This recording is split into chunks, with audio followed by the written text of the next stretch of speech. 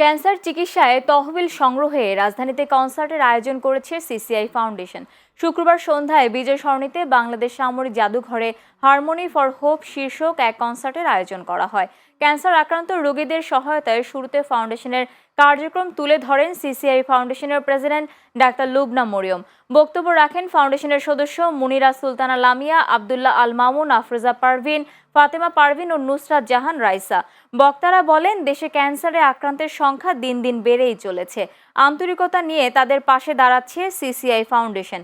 অনুষ্ঠানে কয়েকজনের ক্যান্সার আক্রান্তের হাতে অনুদানের চেক তুলে দেয়া হয়। সবশেষে সঙ্গীত পরিবেশন করে দেশের খ্যাতনামা ব্যান্ড রেনেসা। একটা গানের সন্ধ্যা, আমরা কনসার্ট দেখতে এসেছি, কিন্তু সেই কনসার্টটা, সেই গানের অনুষ্ঠানটা অন্য একটা কনসার্ট থেকে নিশ্চয়ই আলাদা, অনেক আলাদা। কারণ আমরা সবাই এখানে একত্রিত হয়েছি শুধু গান শোনার জন্য নয়, মানুষের পাশে দাঁড়ানোর জন্য, জীবনের গান গাওয়ার জন্য।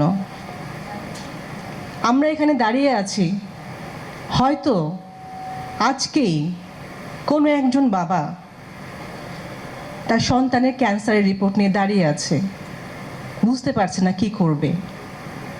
কারণ ক্যান্সার শব্দটা খুবই ফিয়ারফুল, খুবই স্ক্যারি।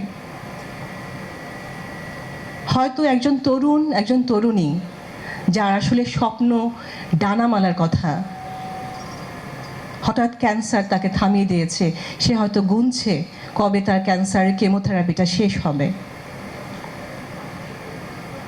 সেই সব মানুষের জন্য আমরা আসলে কি করতে পারি?